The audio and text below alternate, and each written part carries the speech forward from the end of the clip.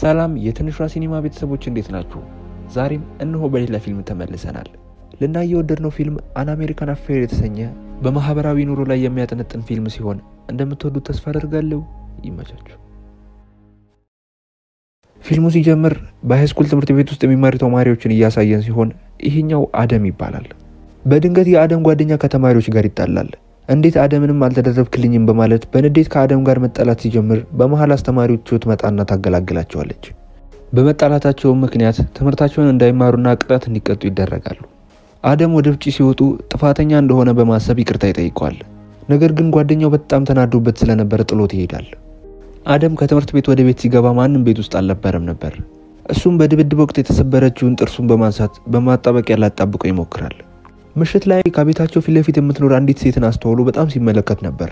እቺ ሴትም ካትሪ ትባላለች። በነጋታውም ወደ ትምህርት ቤት እየሄደ በድንገትም ወደ እሷ ቤት ጎራ በማለት ለእሷ የተቀመጠውን የፖስታ ሳጥን በመክፈት አንድ ደብዳቤ ያገኛል። ያም ደብዳቤ ከወቅቱ የአሜሪካ ፕሬዝዳንት እንደሆነ ተመልክቶ በጣም ይገረማል። በነጋታውም ተመልሶ ወደ እሷ ቤት በመሄድ እሷን ያገኛታል። እሷም ለምን እንደመጣ ስትጠይቀው ስራ ፈልጎ እንደመጣና ስራ ካላት እንድትቀጥረው ይነግራታል። እሷም ተስማምታ ወደ ቤቷ ይገባል። የተስማሙትም ግቢዋን ለማጽዳት ነበር። በድንገትም ካትሪ ከፕሬዝዳንታቸው ጋር ያላትን ፎቶ ተመልክቶ ስለነገሩ ሲጠይቃት የአሜሪካ ፕሬዝዳንት ጓደኛዋ እንደሆነ ትነግረዋለች። ምሽት ላይም አደም አስፓልቱን ፎቶ እያነሳ የወቅቱ የአሜሪካን ፕሬዝዳንት ጆን ኤፍ ኬኔዲ ወደ ካትሪን ቤት ሲመጣ ተመልክቶ ምን አይነት ግንኙነት ቢኖራቸው ነው በማለት በጣም ይገረማል።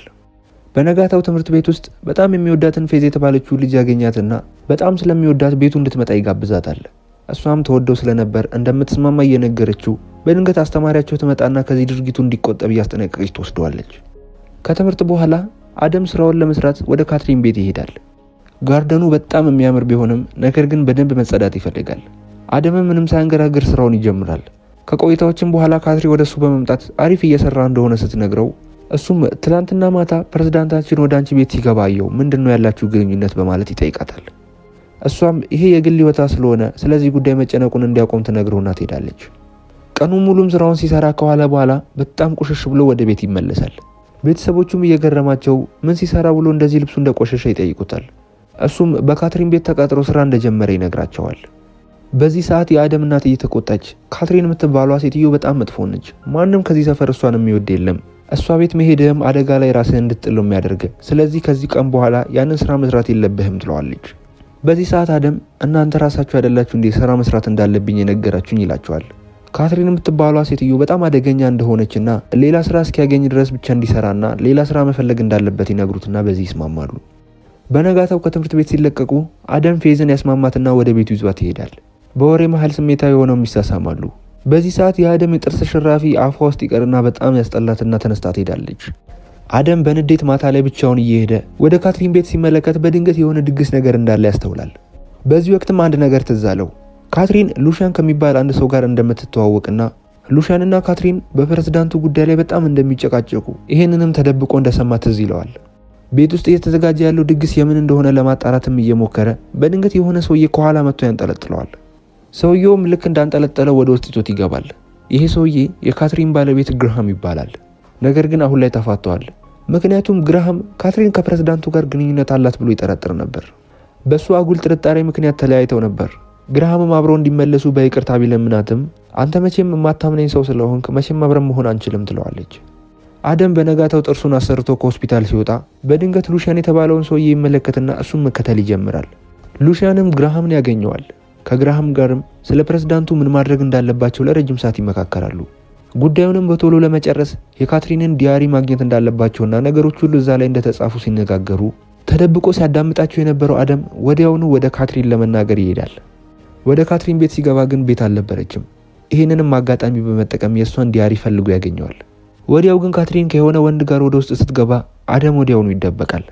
አደምም አንድ ሳጥን መሳይ ነገር ውስጥ በመደበቅ እየተካሄደ ያለውን ነገር ሙሉ ለሙሉ ይመለከታል። ካትሪን ያመጣችውም ሰውዬ ልክ ሲሄድ ካትሪን አደምና ከተደበክበት ውጣ በማለት ትጣራለች። መሬት ላይ ያስቀመጠውን ቦርሳ በመመልከት ነበር እዚህ እንደሆነ ያወቀችው። አደምም እየደነገጠ በጣም ይቅርታ ይጠይቃታል። እሷም እንደዚህ አይነት ነገር ድጋሚ ማድረግ እንደሌለበት እየነገረች ይቅርታ ታደርግለታለች። አደምም ግርሃምና ሉሻን ስላወሩት ነገር አንድ በአንድ ሳይደብቅ ይነግራታል። ካትሪንም ስለዚህ ጉዳይ እንዲረሳና ሁለተኛ ሉሻንንም ሆነ ግርሃምን መከታተል እንደሌለበት ታስጠነቅቀዋለች። በነጋታው አደም የጓደኛቸው ልደት ላይ ተሳትፏል። የጨዋታ ቅጣት እየተቀጣጡም አደምና ፌዝ አንድ ሳጥን ውስጥ ለረጅም ሰዓት እንዲቀመጡ ይታዘዙና ሁለቱ ውስጥ ገብተው ለረጅም ሰዓት እየቆሙ አደም ስሜታዊ በመሆን ፌዝን ሊስማት ሲሞክር ፌዝ በጣም ትናደድና ቤቱን ለቃ ትወጣለች።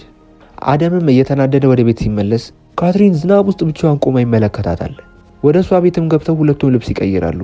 አብረው በመሆንም እሷ ሰዓሊ እንደመሆኗ መጠን ስዕል እየሳሉ አብረውን ጊዜ ማሳለፍ ጀመሩ። አደም በመሃል ካትሪንን ሊስማት ሲሞክር ካትሪን ይሄ ልክ እንዳልሆነ በመናገር ታስቆመዋለች። በቀለምም መጫወት ይጀምሩና ለረጅም ሰዓት ቀለም ይቀባባሉ። በነጋታው ጠዋት አደም ከእንቅልፉ ሲነሳ ቤተሰቦቹ በቀለም ተለቅልቆ ሲመለከቱት ካትሪን ጋር ማደሩን አውቀው ይቆጡታል። ቤተሰቦቹም ካትሪን ጋር መሄዱን ማቆም እንዳለበት ተነጋግረው የአደም አባት ወደ ካትሪን ቤት በመሄድ ካትሪንን ካሁን በኋላ አደምን እዚህ ማሰራቷን እንድታቆምና ወደዚህ ቤት ሲመጣም እንድትከለክለው ይነግራታል። ሉሻንም አባትየው በውሳኔው ትክክል እንደሆነና እውነትም ልጁ እዚህ ቤት መምጣት እንደሌለበት ለአባትየው እየነገረ ያስጠነቅቀዋል። ካትሪንም ሁለተኛ ስራ እንደማታሰራው በመናገር ይስማማሉ። ከዚያም በኋላ ሉሻን ካትሪንን ካሁን በኋላ ከፕሬዝዳንቱ ጋር ያለሽ ግንኙነት ብዙ ይቀጥላል ብዬ አላስብም እያለ በአሽሙር አንዳንድ ነገሮችን መናገር ጀመረ። ነገሩ ግራ የገባትና ያስፈራት ካትሪን ወደ ፕሬዝዳንቱ ብትደውልም ስልኩ ሊሰራላት አልቻለም። በአካልም ልታገኘው ወደ ዋይት ሃውስ ስትሄድ በዚህ ሰዓት መግባት እንደማይቻል በመናገር ጥበቃዎች ይመልሷታል። በነጋታው ዜና ላይ ፕሬዝዳንቱ በምግብ ተመርዘው እንደሞቱ ሲነገር ትሰማለች። የሉሻንና የግራሃም ስራ እንደሆነ በደንብ ስላወቀች በጣም አዝናለች። አደምም በድንገት ወደ እሷ ሲመጣ እያለቀሰች ተመልክቷት ወደ ውስጥ ይዟት በመግባት ሊያጽናናት ይሞክራል። አደም በድጋሚ ስሜታዊ በመሆን ሊስማት ሲሞክር በጣም ትናደድበትና አሁኑኑ ከቤት እንዲወጣ ትነግረዋለች። አደም ቤቷን ለቆ እንደሄደ ግራሃም ሊያናግራት ይመጣል። ዲያሪዋ ላይ ስለ ፕሬዝዳንቱ የተጻፉ ነገሮች ስለነበሩና ለፖሊሶች ፍንጭ ይሆናሉ ብለው ስለፈሩ ግራሃም ዲያሪውን እንድትሰጠው ይጠይቃታል። እሷም ፈጽሞ እንደማትሰጠውና እሷም ከተማ ልትቀይር ስለሆነ ካሁን በኋላ እዚህ ቤት እንዳይመጣ ትነግረውና ታሰናብተዋለች። ካትሪንም ከዚህ ከተማ ልትወጣ ስለሆነ አደምን ለመሰናበት ወደና አደም ቤት ስትሄድ የአደም እናት ካትሪን መጥፎ ሴት እንደሆነች ስለሆነ የምታስበው አደም የለም በማለት እንድትሄድ ትነግራታለች። በመንገዷ ላይም እያለች በድንገት ሉሻን ያጋጥማታል። ሉሻንም ዲያሪውን ሳትሰጣቸው መሄድ እንደሌለባትና ፕሬዝዳንቱን የገደሉት እነሱ መሆናቸውን በግልጽ እያመኑ ዲያሪውን ሳትሰጣቸው ከዚህ ንቅንቅ ማለት እንደማትችል አንድ ነገር ለማድረግ የምታስብም ከሆነ እሷንም ሆነ አደም ሊያጠፏቸው እንደሚችሉ ይነግሯታል። ዲያሪው በዚህ ሰዓት አደም ጋር ነው ያለው። አደም አደጋ ላይ እንደሆነ ያወቀችው ካትሪን በፍጥነት አደምን ለማግኘት ትሄዳለች። አፈላልጋም ቤተክርስቲያን እንዳለ አውቃ እዛ ታገኘዋለች። አደምንም ዲያሪውን ያለኔ ፈቃድ ወስደሃል፣ ነገር ግን እንዳላወቀው ሆኜ ዝም ብዬ ነበር። ነገር ግን አሁን ዲያሪውን የሚፈልጉ ሰዎች ለነፍስ እያፈላለጉ ነው። ስለዚህ እንደምታደርገው አድርግ፣ እኔ ከዚህ ሀገር ወጥቻለሁ ብላ ተሰናብታው ትሄዳለች። በነጋታው አደም ከትምህርት ቤት ወደ ቤቱ በሚመለስ ሰዓት የሱ ክፍል በጣም ተዘብራርቆ ይመለከታል። በዚህ ሰዓት ሉሻን የካትሪንን ዲያሪ ወስዶበት እንደሆነ ይረዳል። አደምም ወዲያው ወደነ ካትሪን ቤት በመሄድ ሉሻንን ያገኘዋል። ሉሻንም ዲያሪውን እሳት ውስጥ እየወረወረ ካሁን በኋላ ስለዚህ ጉዳይ መርሳት እንዳለበትና የሚባለውን ነገር የማይሰማ ከሆነ ችግር ውስጥ እንደሚወድቅ ያስጠነቅቁታል። አደምም የሚሉትን ነገር እንደሚታዘዝና ነገር ግን አሁን ካትሪንን ሊያገኛት ስለሚፈልግ የት እንዳለች ይጠይቀዋል። ሉሻንም መናፈሻው ላይ ቁጭ ብላ እየጠበቀች ነው፣ ሂድ ታገኛታለህ ይለዋል። አደምም ሊያገኛት ወደ ተባለው ቦታ እየሮጠ ሲሄድ ሉሻን አደምን ማስፈራራት ስለፈለገ ካትሪንን ቀድሞ አስወግዷታል። ግራሃምም በድንገት ይህን ነገር ተመልክቶ በጣም ይደናገጣል። ሉሻንም አደገኛ ሰው ስለሆነና ከሱም ወደ ኋላ የማይመለስ ስለሆነ ግራሃም ምንም ማድረግ አልቻለም ነበር። አደም ትምህርት ቤት ውስጥ በጣም የሚቀርባት ካትሪን በመገደሏ ምክንያት ደስ የማይልን ጊዜ እያሳለፈ ነው። ከትምህርት ቤት ወደ ቤትም ሲገባ አንድ ትልቅ ስጦታ ይሰጠዋል። ስጦታውም ካትሪን ከመሞቷ በፊት እንዲሰጠው የታዘዘ ነበር። ስጦታውም በጣም በትልቁ የሚገጣጠም የሱ ስዕል ሆኖ ያገኘዋል። ከዚህም ጊዜ በኋላ አደም ካትሪንን የሚያስታውስበት አንድ ብቸኛ ስጦታ ኖሮት እያየን ፊልሙ በሚያሳዝን ሁኔታ በዚህ መልኩ ይጠናቀቃል። ተመልካቾቼ አሪፍ ቆይታ እንደነበረን ተስፋ አደርጋለሁ። ከፊልሙ ምን እንደተማራችሁ ሐሳባችሁን በኮሜንት ላይ አስቀምጡልኝ። የፊልሙን ዋና ጭብጥ በኮሜንት ላይ በደንብ አድርጎ ለገለጸልኝ 3 ተመልካቾች በቀጣዩ ቪዲዮ ስንገናኝ አሪፍ ጊቫዌ ይኖረናል። በሌላ ቪዲዮ እስከምንገናኝ ሰላም።